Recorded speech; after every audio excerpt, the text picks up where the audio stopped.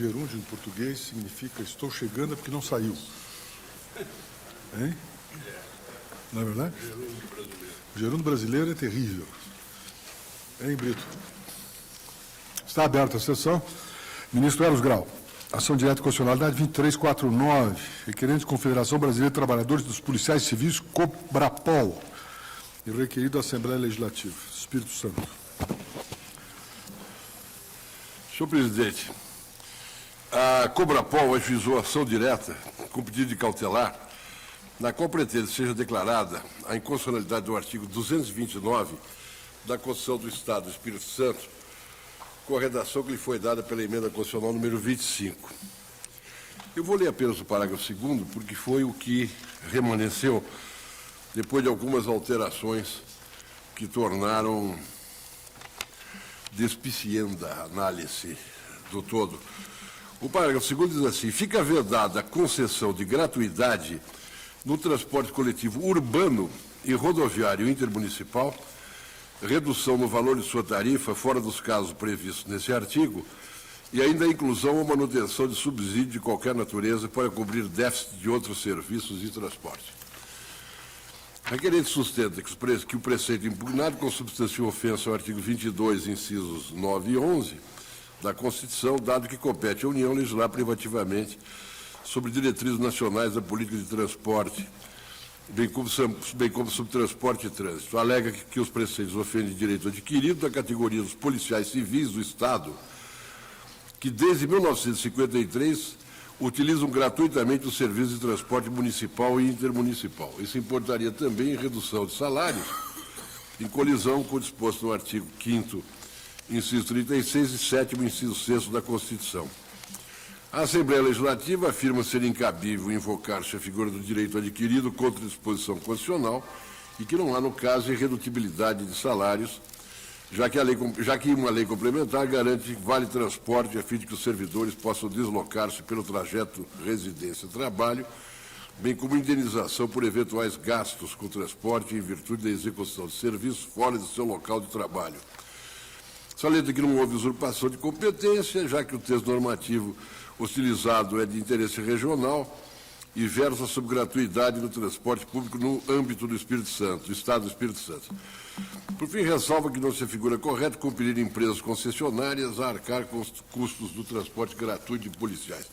A medida cautelar foi indeferida por falta de plausibilidade da pretensão, ocasião em que a Corte não conheceu da ação quanto ao caput e os parágrafos 1º e 3º do artigo 229 da Constituição do Estado do Espírito Santo, por falta de pertinência temática. O advogado-geral da União pugnou pela improcedência do pedido, alegando que o servidor ocupante de cargo público não tem direito adquirido ao regime jurídico, que não há comprovação da suposta irredutibilidade de vencimentos.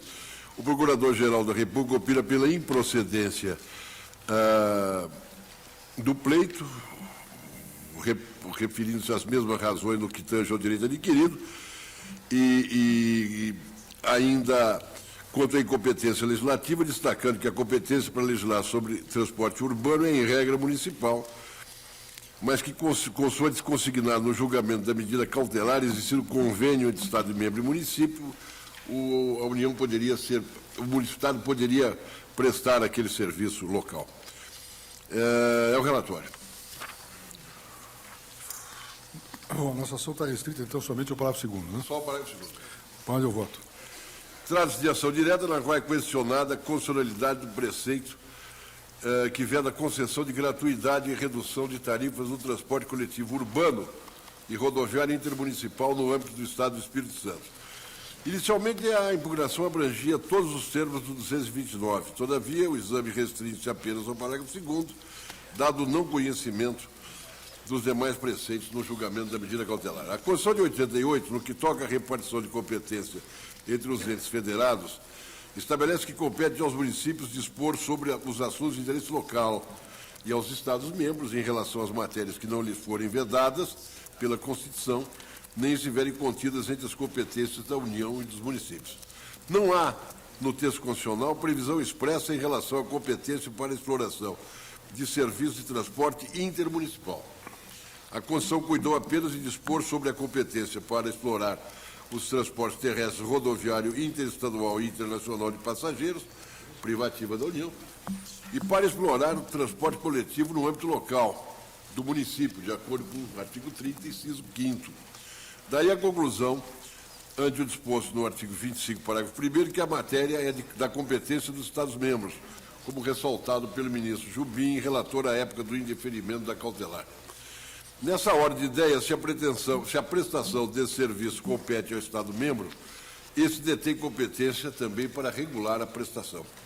Assim, ao proibir a concessão de gratuidade do transporte intermunicipal, o ente federado não legislou sobre trânsito ou transporte, apenas estabeleceu diretrizes a ser observada na exploração daquele serviço. Diversa, porém, é a questão no que se refere à vedação de gratuidade no transporte coletivo urbano, esse da competência dos municípios. Daí a franca inconstitucionalidade da alusão ao transporte coletivo urbano no parágrafo 2º do artigo 229. Tratando-se de serviço público local, interesse local, não cabe ao Estado-membro legislar. Por outro lado, não ocorre inconstitucionalidade material por ofensa ao artigo 5º, inciso 36 e 7º, inciso 6º. E é improcedente também a alegação de afronta a direito adquirido dos policiais civis estaduais, na medida em que é pacífico nesse tribunal o entendimento de que o servidor público não tem direito adquirido ao regime jurídico. Sobre a alegada afronta ao direito adquirido, eu estou aqui transcrevendo para registrar a manifestação do ministro Jubim ao indeferir a cautelar.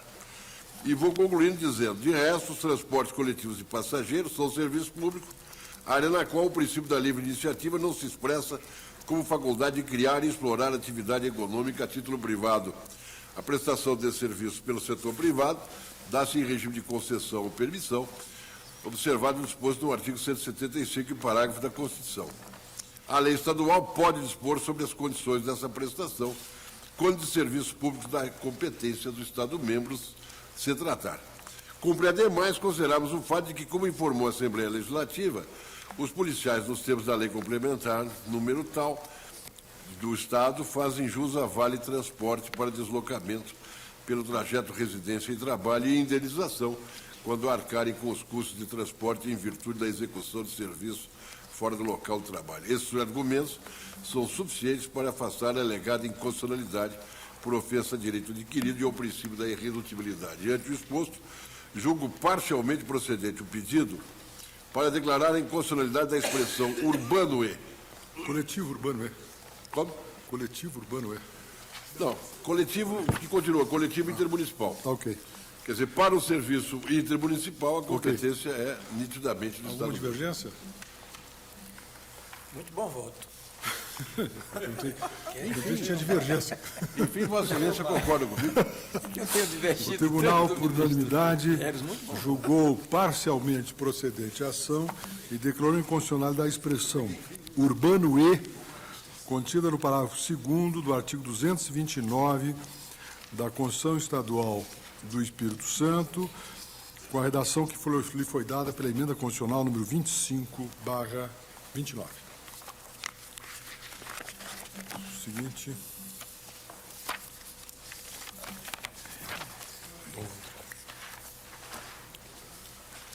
Ministro Marco Aurélio, em base declaratórios, eu estou no calendário suplementar, que depois suspenderemos a sessão para uma justa homenagem ao ministro Veloso.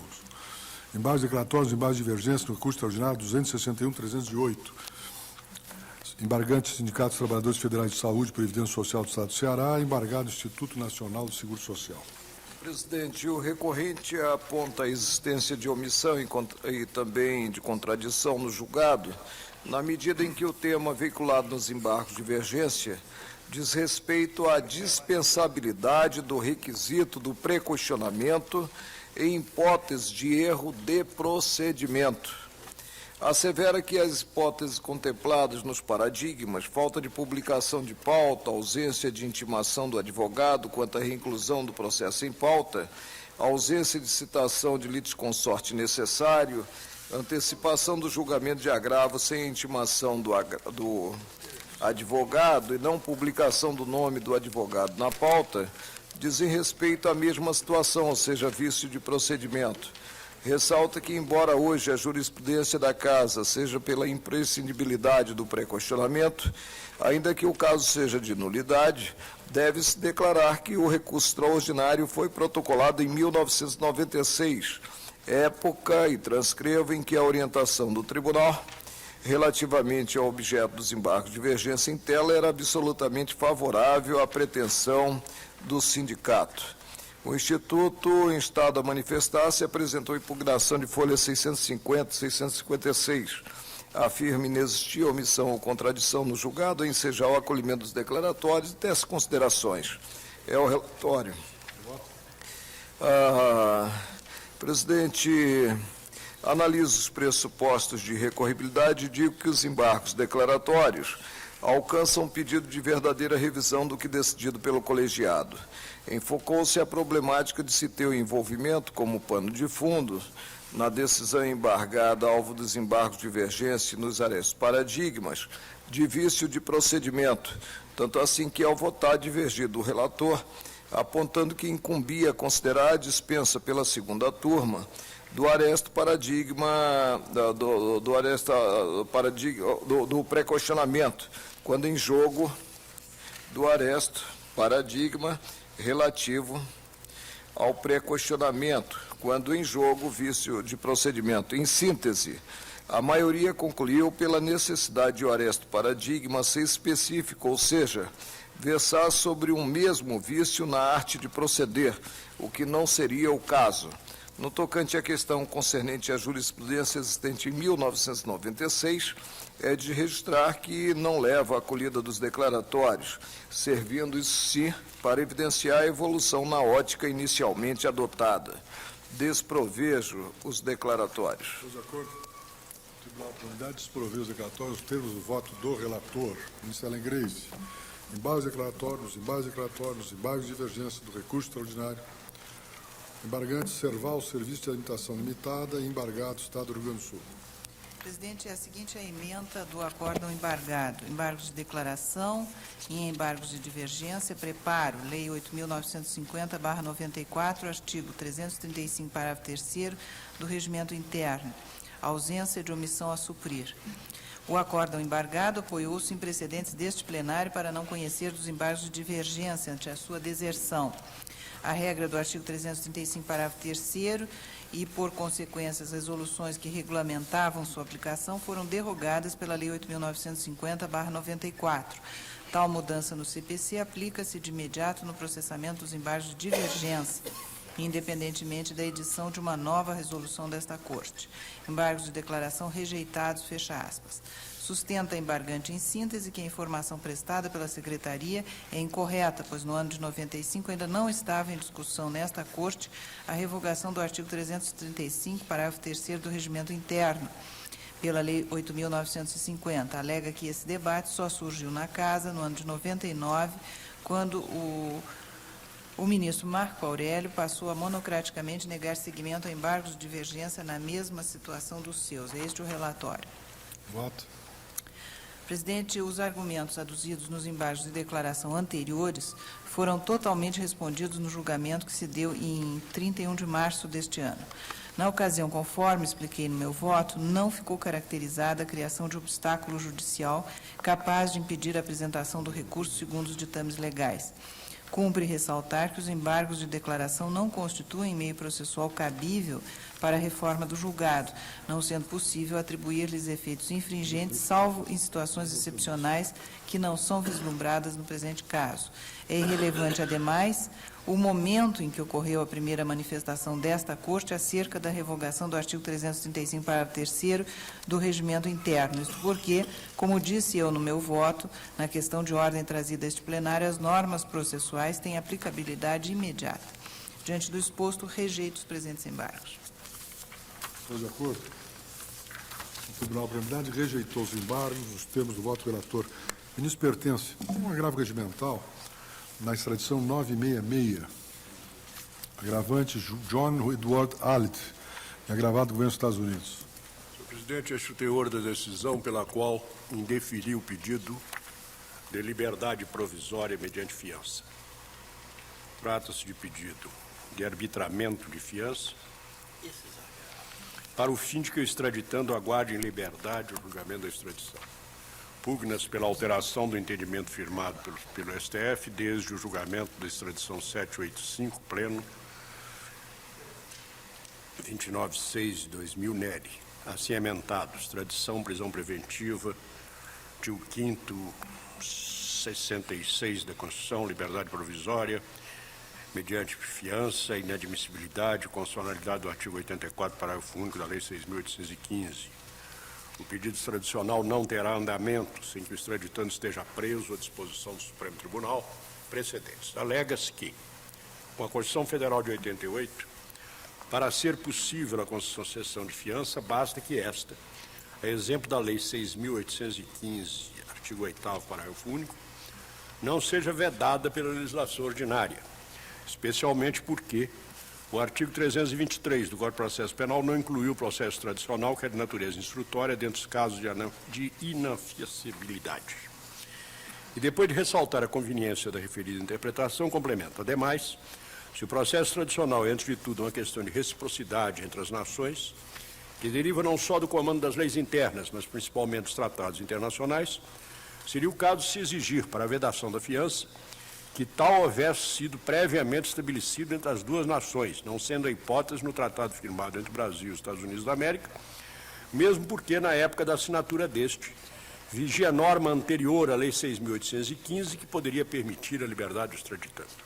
Conclui-se pela possibilidade de concessão da fiança, malgrado a orientação do tribunal. E, então, decidi. A motivação do pedido não elide a decisão unânime do tribunal na extradição 785. Naquela oportunidade, foram repelidos ambos os argumentos aqui aventados pelo requerente, tanto do suposto direito à prestação de fiança, quanto atinente ao princípio da reciprocidade. No que toca ao primeiro, é irrelevante que o artigo 323 do Código de Processo Penal não haja incluído a prisão do extraditando entre as hipóteses de inadmissibilidade da liberdade provisória mediante fiança, que o Código simplesmente não cuida do processo de extradição passiva. E a Lei 6.815 de 80, que o regula, impõe a prisão do extraditando como condição de sua instauração e julgamento. Impertinente, sua vez, a invocação do princípio da reciprocidade.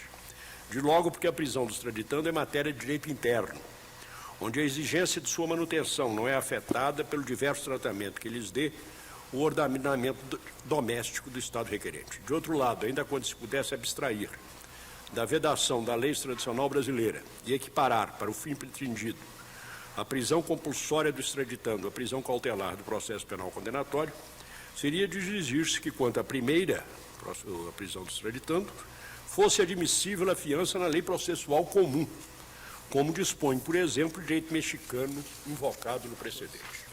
Não é o caso. Os crimes pelos quais responde o extraditando no Estado requerente, à primeira vista, encontram símile na lei penal brasileira nos delitos de quadrilha armada, caracterizada como organização criminosa que chefiaria. Código de Processo 288, combinado com a Lei 9.034. E distorção mediante violência e grave ameaça. São hipóteses nas quais a lei processual brasileira não admite a fiança. Cito os dispositivos. E indeferiu o pedido. Alego agravante que o pedido de liberdade se amparou na evolução constitucional acerca do Instituto da Fiança, dado que, cotejando a Carta de 69 com a Constituição de 88, extrai-se que, se antes a lei deveria prever a fiança, hoje basta que ela não a vede. Daí que, continua agravante, sendo a regra constitucional da liberdade, seria possível, no caso, a concessão de liberdade provisória mediante fiança, dado que essa não foi vedada pela Lei 6.815, que regula a matéria. Isto porque, ao proibir a liberdade vigiada, a prisão domiciliar ou a prisão albergue, não se referiu à Lei 6.815 a hipótese de liberdade mediante fiança, nem cabe invocar analogia em prejuízo do acusado. Por fim, argumenta que o último dos fundamentos da decisão agravada não impede a fiança, qual seja de que esta, segundo a legislação processual brasileira, não é admitida quando os delitos, à primeira vista correspondentes no Brasil, àqueles pelos quais extraditando responde um estrangeiro, pois o Código, conforme afirmado na referida decisão, simplesmente não cuida do processo de extradição passiva. O eminente Procurador-Geral da República, Antônio Fernandes, se manifestou pelo improvimento do agravo e relatório. Não tem razão agravante a interpretação que pretende emprestar ao artigo 5º 66 da Constituição, segundo a qual a fiança não seria indeferida, salvo se expressamente avedasse a lei, é desmentida pela letra inequívoca do inciso. 66, ninguém será levado à prisão ou nela mantida quando a lei admitir a liberdade provisória com ou sem fiança. Certo, de outro lado, o artigo 84 do Estatuto dos Estrangeiros, primeiro, determine que a prisão perdure até o julgamento. E, de resto, ao vedar o menos, assim a prisão domiciliar e a prisão albergue, obviamente não admite o mais, a liberdade provisória com ou sem fiança, o que é argumento a forciori ou por força de compreensão que não se confunde com analogia. Finalmente, como ficou expresso na decisão agravada, efetivamente o Código de Processo Penal não cuida do processo de extradição passiva. E, por isso,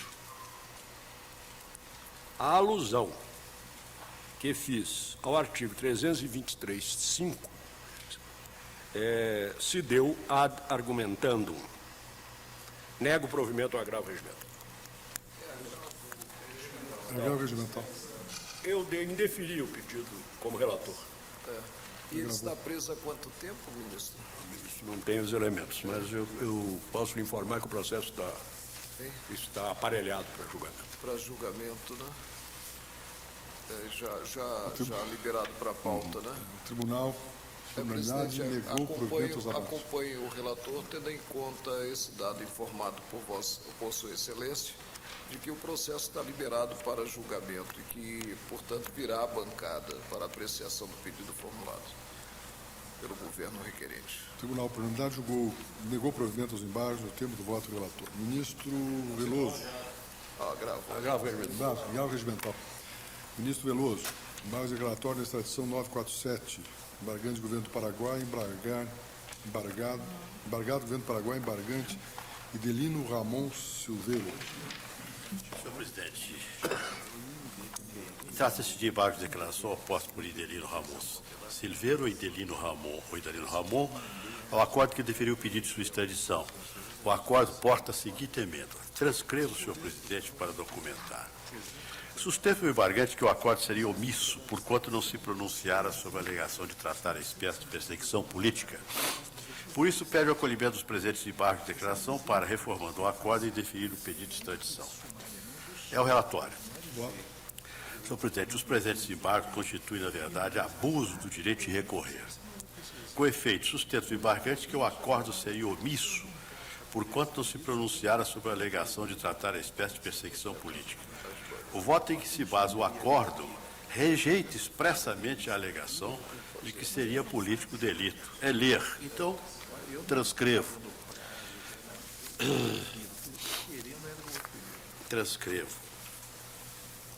E no ocorre está-se a haver alegada omissão. Rejeito os embargos de declaração. Estamos de acordo? O Tribunal Preliminar rejeitou os embargos nos termos do voto do relator. Ainda, ministro Veloso, agravo regimental, nação originária 1153, agravante a Associação dos Escrivães Judiciários do Estado do Espírito Santo e agravado presidente do Tribunal de Justiça do Estado do Espírito Santo e presidente da Assembleia. 1533, né? 153, né, senhor presidente? Agravo regimental interposto pela Associação dos Escrivães Judiciários do Estado do Espírito Santo, a égide da decisão que, diante da não configuração da competência prevista no artigo 102.1, letra N da Constituição, negou seguimento ao pedido formulado na ação originária e determinou o seu arquivamento. Inicialmente, diz agravante que a Assembleia Legislativa do Estado do Espírito Santo, em sessão extraordinária, votou e aprovou o conteúdo da mensagem número 6/2005, objeto do mandato de segurança transformando na Lei número 7.971.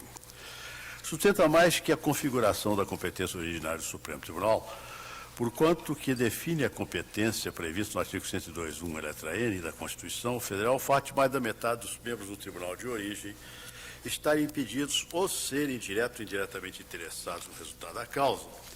Nesse contexto, ressalta que o impedimento de todos os membros do colegiado do Egresso Tribunal de Justiça do Estado do Espírito Santo está eloquente na justificativa da proposta da Lei 009, quando textualmente afirma Sua Excelência o desembargador presidente que o Tribunal Pleno, preocupado com a modernização do quadro administrativo do Poder Judiciário Estadual, optou no momento em estruturar melhor o Tribunal.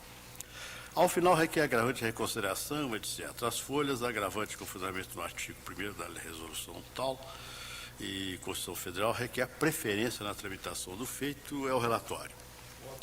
Senhor presidente, segundo os agravantes, a competência originária do Supremo Tribunal Federal, no caso, ocorreria em razão de um projeto de lei que foi transformado em lei fora de iniciativa do Tribunal de Justiça do Estado. Assim estariam os desembargadores impedidos.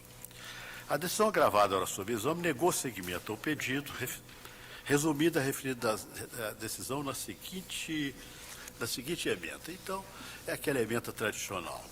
E digo eu, a decisão de ser mantida. A jurisprudência do Supremo Tribunal orienta-se no sentido que os pressupostos do impedimento da suspeição, que gerariam a competência da Corte Suprema, na forma do disposto do artigo 102, letra N da Constituição Federal, devem ser apreciados pelo tribunal competente, em princípio, para o julgamento da causa.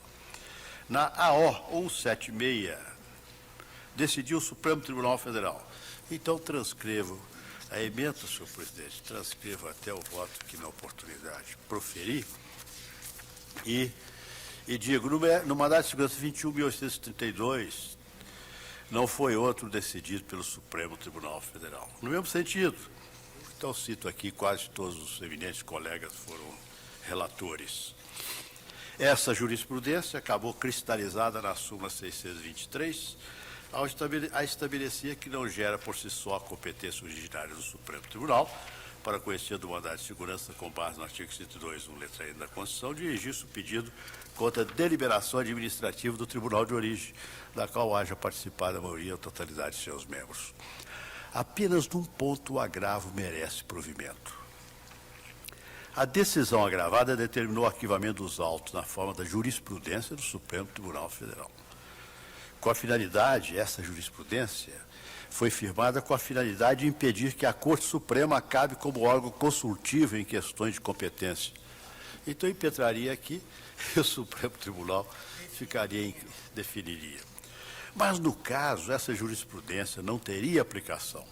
Por isso que está afirmado no meu voto, com base na jurisprudência da Casa, que é do Tribunal de Justiça do Espírito Santo a competência para o processo de julgamento do pedido. A menos que, na forma como preconizada na mesma jurisprudência, ocorram os pressupostos da competência do artigo 102, letra N. Do exposto, dou provimento em parte o agravo para determinar a remessa dos autos ao Egresso Tribunal de Justiça do Estado do Espírito Santo. O tribunal, por unanimidade, deu provimento parcial aos embargos. Nós temos o voto do relator. Ministro Veloso. Sim, presidente. Embargo declaratório no inquérito 1769. É isso? 1769. Embargante Jader Barbalho. É do embargado Barbalho. do Ministério Público Federal. Peço atenção aqui, ministro. Trata-se de embargo de declaração oposta por Jader Fontenelle Barbalho do Acordo de Folhas, que recebeu a denúncia oferecida pelo Ministério Público Federal em acordo assim emendado. Transcrevimento. Sustenta o embargante que o acordo seria omisso, porquanto, embora o tribunal tenha reconhecido a incidência da qualificadora do parágrafo 2º do artigo 327 do Código Penal, alguns fatos narrados na denúncia já teriam sido alcançados pela prescrição da pretensão punitiva, considerado o prazo máximo de 20 anos previsto no artigo 109.1 do Código Penal. Afirma que as 6 operações tidas como ilegais pela denúncia ocorreram entre os dias 17 de outubro e 7 de dezembro de 98, e que, como a denúncia somente foi recebida em 1º de dezembro de 2004, o único fato ocorrido há menos de 20 anos da denúncia refere-se à operação realizada no dia 7 de dezembro de 84. Por isso, requer o embargante o acolhimento dos presentes embargos, a fim de que o plenário, efetuando a necessária integração dos julgados, supra a omissão indicada e esclareça que a ação penal somente foi recebida quanto à operação supostamente ocorrida em 7 de dezembro de 84, havendo prescrição quanto àquelas que teriam ocorrido antes do dia 1º de dezembro de 1984.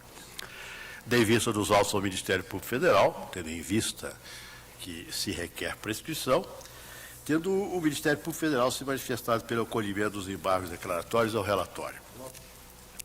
Por se tratar de pedido de reconhecimento de prescrição, dei vista dos autos ao Ministério Público Federal que, pelo seu chefe, o ilustre e eminente Procurador-Geral da República, Dr. Antônio Fernandes de Souza, assim se manifestou. Transcrevo e digo, acolho o parecer. A denúncia foi recebida em 1º de dezembro de 2004, folha 1590. Destarte, os fatos delituosos ocorridos 20 anos anteriores a essa data foram apanhados pela prescrição. Vale dizer, os fatos delituosos ocorridos em 7 de outubro de 84, 23 de outubro de 84, 7 de novembro de 84, 8 de novembro de 84 e 9 de novembro de 84.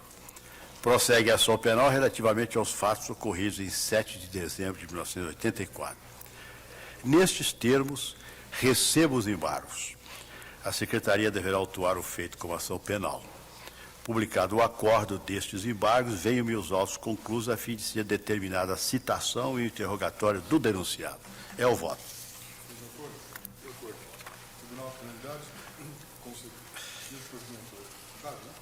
Embargos. Ainda, ministro Veloso, agravo regimental na reclamação 3177. Agravante a Associação dos Membros do Tribunal de Contas do Atricom e agravado do Governador do Estado de Minas Gerais. Esse não está aqui, presidente, porque eu estava esperando julgar junto com a ação. A gente que vai julgar o... Não, eu sei que é de Minas e Minas tem preferência. Chamo então, ministro, questão de ordem, ação cautelar 748. Há uma outra. Esse Há aqui um não. outro agravo aqui também. No faz isso aqui. 3473. Deixa eu ver o que é 3473. Ah, ó. Deixa eu ver. Reclamação 3473.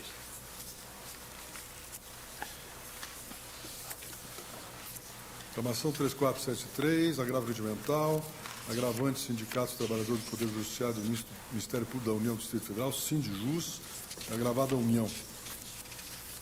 Senhor presidente, agravo regimental com pedido de reconsideração interposto pelos sindicatos trabalhadores do Poder Judiciário do Ministério Público da União do Distrito Federal, Sindjus, que, em sede de reclamação proposta pela União, deferiu o pedido de liminar para suspender o trâmite do mandado de segurança número tal, bem como os efeitos do aresto prolatado pelo órgão reclamado, Conselho Especial do Tribunal de Justiça do Distrito Federal, dado que o acordo reclamado foi proferido em data posterior a 14 de setembro de 2004, posterior à publicação da ata do acordo nas ADIs 3.105 e 3.128, que deram pela constitucionalidade da contribuição previdenciária sobre os proventos dos servidores inativos. Aqui, senhor presidente, resumindo, concedeu-se liminar e mandado de segurança para suspender a contribuição dos previdenciárias dos inativos, isto após a decisão desta Corte. Essa espécie. Em reclamação. Então, eles concederam lá. E eu concedi a liminar suspendendo essa decisão, porque essa decisão foi proferida após a decisão do Supremo Tribunal Federal, pelo seu plenário, nessas ADIs 3.105 e 3.128, contribuição previdenciária, contribuição social sobre provento dos inativos. Essa é a espécie. E eu disse, então, no meu voto, esse é o relatório, senhor presidente. Voto. Eu, no meu voto, transcrevo a decisão e digo que, em precedente idêntico, reclamação 3.046, a ministra Ellen Grace também concedeu a liminar. E, depois de outras considerações, termino assim. Irrelevante, portanto, o argumento que a maioria dos votos proferidos na origem se deu anteriormente à publicação das ADIs 3.105 e 3.128, vez que o acordo reclamado foi proferido em 14 de setembro de 2004. Posteriormente à publicação da ata dos acórdãos das referidas ações diretas de inconstitucionalidade ocorrida em 27 de agosto de 84. Nego o provimento ao agravo. Estou de acordo? Aqui, ministro, que é em si São essas contribuições sobre... Mas por que está vindo ao plenário? Eu não entendi. Não, é porque houve a reclamação, Sim, houve a concessão lá de liminar Sim. e do Tribunal de Justiça. Sim. Então, foi proposta a reclamação pela União. E Vossa Excelência deferiu a liminar. Eu deferi a liminar. E o agravo é contra a liminar Exatamente, deferida, que essa é a minha decisão. está alicerçada no pronunciamento do plenário. É que na decisão do plenário. O Tribunal por Unanimidade negou o provimento agravo nos termos do voto do relator. Esse aqui? Ministro Veloso, questão de ordem, ação cautelar 748, tem? 748?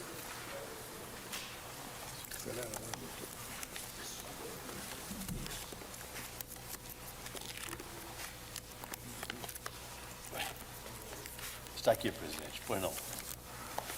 Requerente Bradesco, Alto Ré, requerido a União. A cautelar competente liminar fundada nos artigos 800 do CPC e 151.5 CTN, proposta por Bradesco Alto Ré, nova denominação social da União Novo Hamburgo de Seguros S.A., sucessor da Companhia União de Seguros Gerais, visando atribuir efeito suspensivo ao recurso extraordinário 379.154 do Rio Grande do Sul, em pauta do plenário, ter posto no acordo da primeira sessão do 10º Tribunal Regional Federal da 4ª Região, que, ao entendimento de ser constitucional o Decreto-Lei de 2052, decidiu pelo enquadramento da Companhia União de Seguros Gerais como contribuinte do PASEP. Vem a requerente, sustenta não ser sociedade de economia mista, ocorrência do Fumus Boniúdi, inconstitucionalidade do Decreto 2052, existência de perículo e mora. E em 12 de maio de 2005, deferiu o pedido ad referendo do tribunal, é o relatório. Senhor presidente, assim a decisão que traga o referendo do tribunal.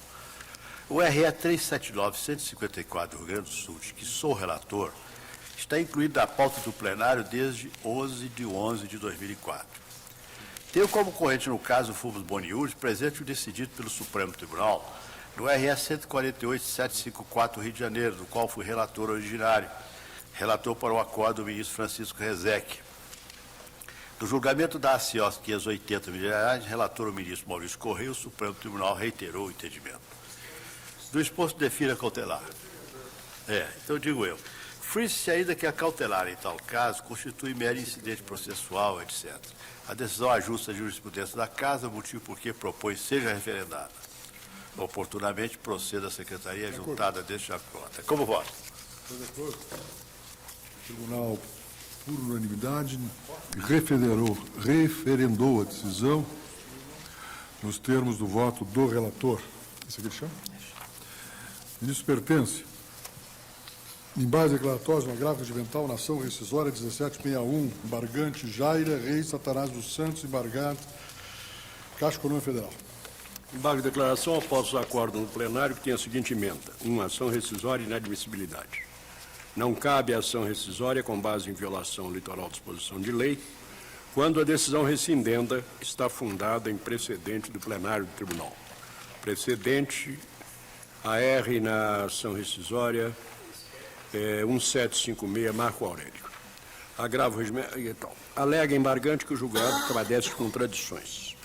Aduz que a decisão se funda em uma única decisão do plenário, que está em choque com inúmeras outras em sentido contrário, pois, se todas as cortes de justiça do país, até então, inclusive esta corte, têm deferido aos poupadores todos os índices expurgados, e se as contas fundiárias obedecem ao mesmo critério, não há por que se expurgar os índices, aqueles deferidos, e limitá-los aos meses de janeiro de 89 e abril de 90. Daí afirma a violação da lei específica, o que afastaria até a competência do Supremo Tribunal para o exame da questão, dado que a matéria é de natureza infraconstitucional. Conclui que, ainda que a decisão rescindente estivesse em harmonia com o precedente do plenário, e restou demonstrado que não é predominante porque único, este não poderia sobrepor-se a texto legal, repita-se, olvidado no precedente aludido, o que torna o respeitável julgado contraditório ao relatório.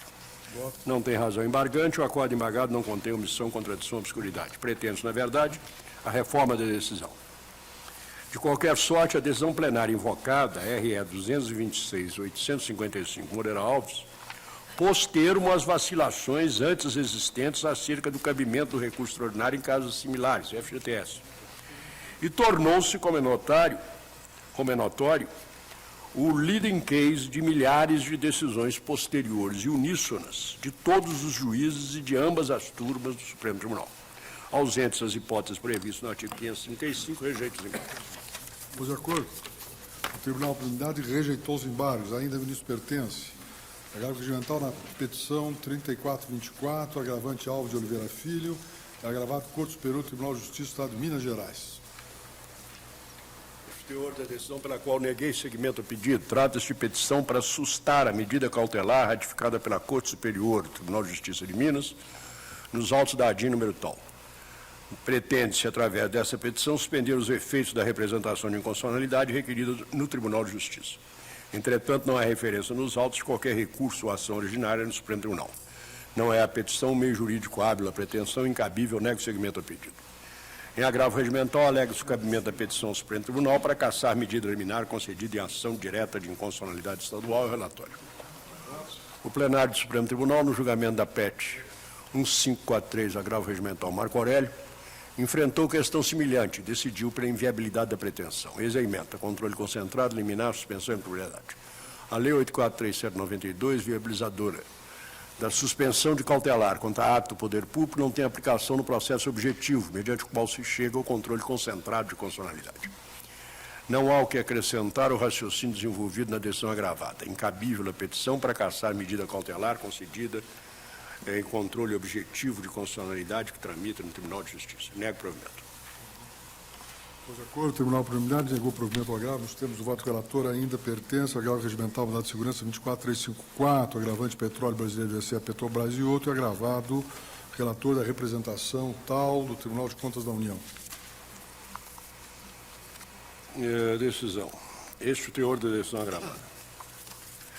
Petróleo Brasileiro, Petrobras e o senhor Francisco Gro impetram o mandato de segurança contra ato do relator da representação TC, número tal, que determinou que os impetrantes fornecessem, em 10 dias, documentação antes requerida em ato de requisição 03/2002, por coordenador de equipe de auditoria do TCU, sob pena de aplicação da sanção estabelecida no artigo 58, inciso 4 da Lei 8443, e adoção de medida cautelar de afastamento temporário do responsável, previsto no artigo 44 do mesmo diploma legal.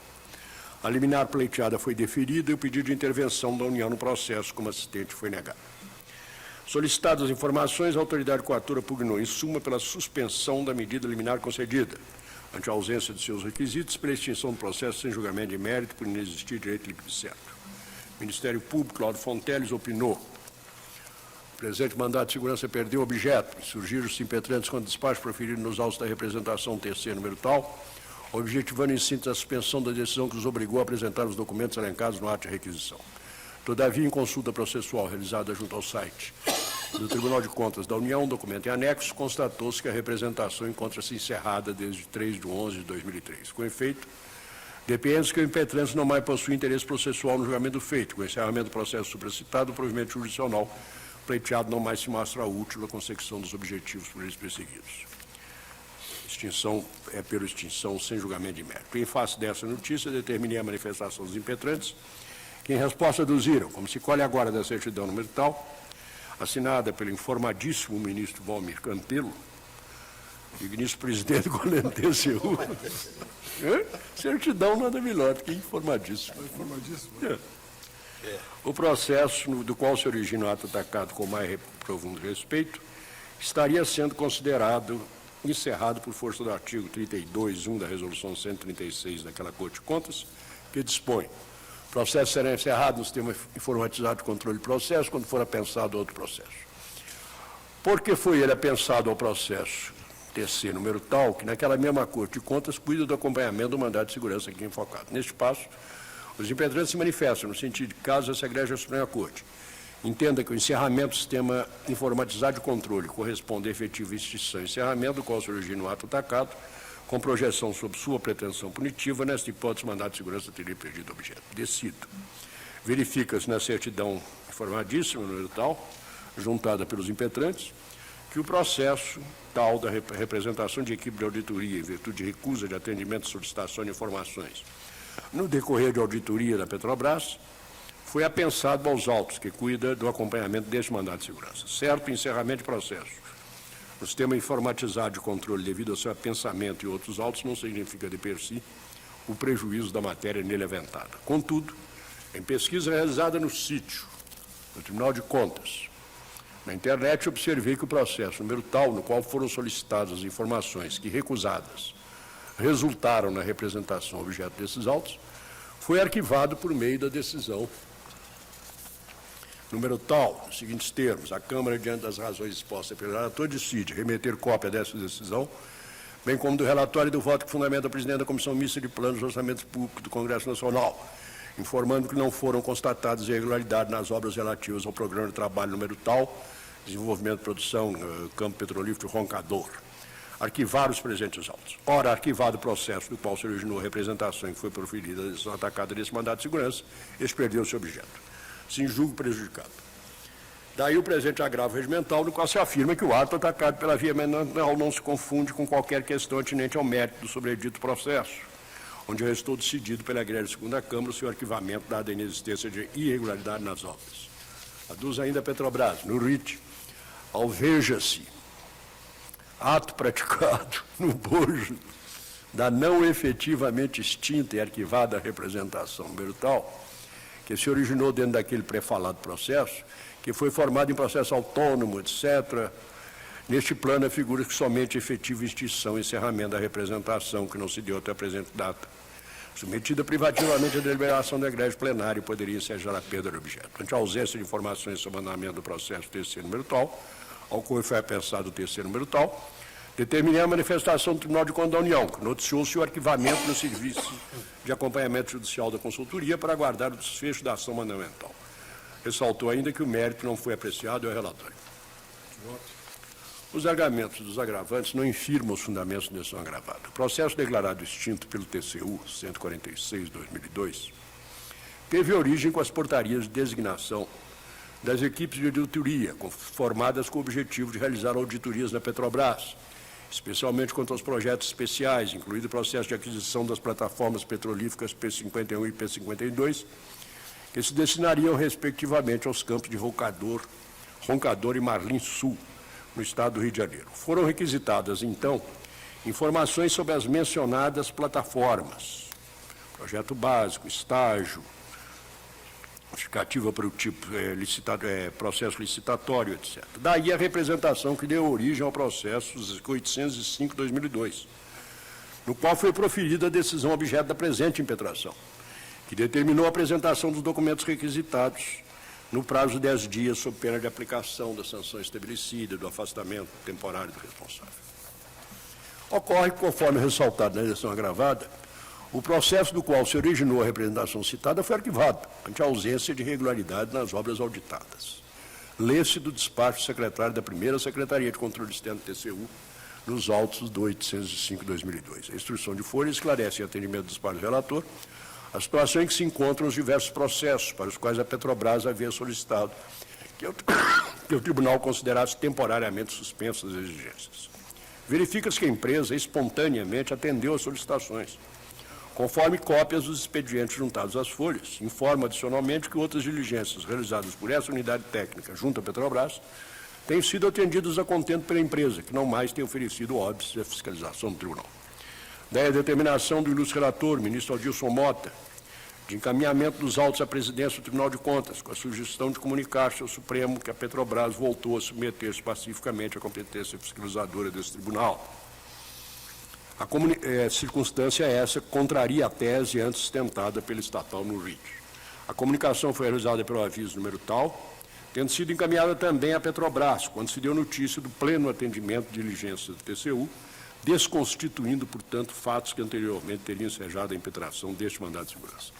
Solicitou-se impetrante ainda as providências que entender cabíveis, em especial a de levar esses fatos ao conhecimento do relator do RIT, documento juntado com a resposta apresentada pelo presidente do TCU. Ordenou o relator, então, que se aguardasse o desfecho do mandado de segurança, com a consequente suspensão do TC 805/2002 e a sua remessa à segunda diretoria técnica. Extraio da proposição realizada, considerando que a auditoria, na qual houve a recusa de atendimento de informações e documentos, foi finalizada sem prejuízo no cumprimento de seus objetivos, que as informações e documentos então recusados já não mais representam a situação atual da contratação das plataformas P51 e P52, ante o decorrer do tempo, o previsível avanço dos procedimentos no âmbito da Petrobras, não mais justificando o cumprimento agora da solicitação como efetivada pela equipe de auditoria. Outros trabalhos de acompanhamento estão sendo normalmente realizados, o mandato de segurança está sendo acompanhado pela presidência, propõe o apensamento do presente ao do 843, etc. Essa sugestão foi acolhida pelo relator. Contudo, não houve a manifestação dos impetentes pretendida pelo TCU, no sentido de ser requerida a desistência do presente mandato de segurança. Certo é que o processo 805/2002 está prejudicado ante a extinção do TC 146/2005, que tinha por objeto a auditoria realizada na Petrobras com os chamados projetos especiais, de onde emanou a solicitação de informações recusadas.